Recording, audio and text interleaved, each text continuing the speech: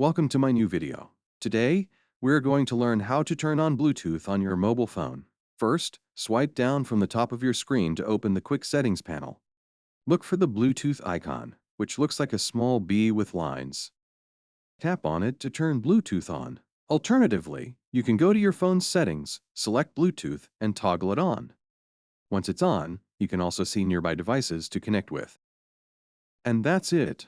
Your Bluetooth is now on and ready to use. If you found this video helpful, don't forget to subscribe to the channel and hit the bell icon. See you in the next video.